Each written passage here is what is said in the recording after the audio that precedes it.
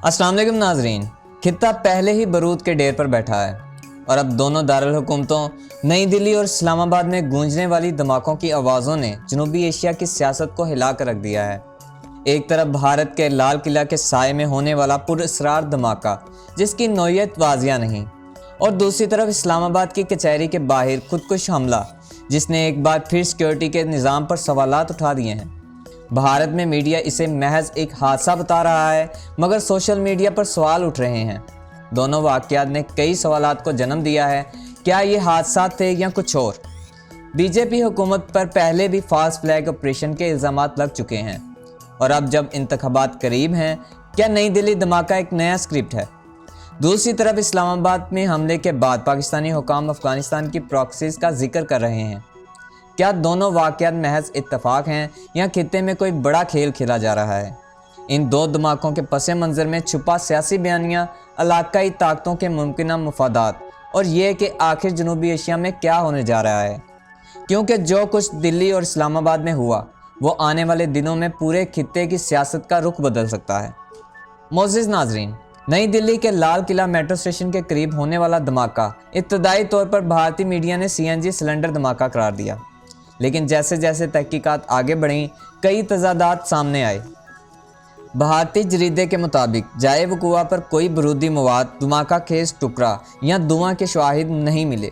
Police ने भी तस्दीक की कि कोई खुदकुश हमला नहीं हुआ। ये वो बात थी जिसने भारतीय अवाम और मीडिया में शकूक शबहात का जन्म दिया। कई भारतीय सहाफ़ियों ने इसे सियासी पस मंज़र में देखा।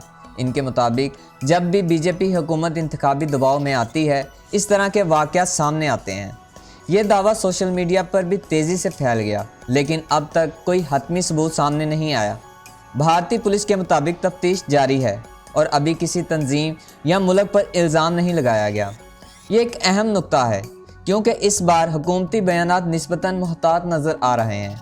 मोअज़्ज़िज़ नाज़रीन, इसी दौरान पाकिस्तान के दारुल हुकूमत इस्लामाबाद के इलाके G11 में एक खुदकुश धमाका हुआ।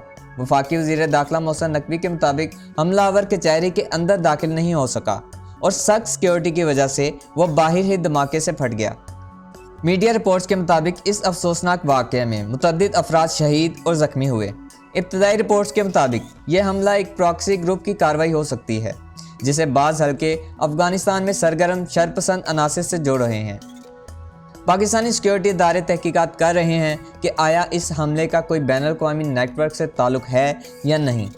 ये बात भी काबिल ज़िक्र है कि वाना और खैबर पख्तूनख्वा के दीगर इलाकों में भी हालिया दिनों में इसी नौयत के हमले हुए। मोहसिन नकवी ने वाज़िया किया कि पाकिस्तान अपनी सिक्योरिटी मज़ीद सख्त करेगा और खित्ते में अमन के लिए अफ़गान हुकूमत से तावन की तवक्का रखता है। मोअज़्ज़िज़ नाज़रीन, अब सवाल ये पैदा होता है कि दोनों दारुल हुकूमत में लगातार धमाके महज इत्तफाक हैं या किसी बड़ी कहानी का हिस्सा हैं। माहिरीन के मुताबिक जनूबी एशिया इस वक्त सियासी, मुआशी और इंतखाबी दबाव के दौर से गुजर रहा है। भारत में इंतखाबात करीब हैं, जबकि पाकिस्तान में सिक्योरिटी चैलेंजेस और इलाकाई कशीदगी अरूज पर है।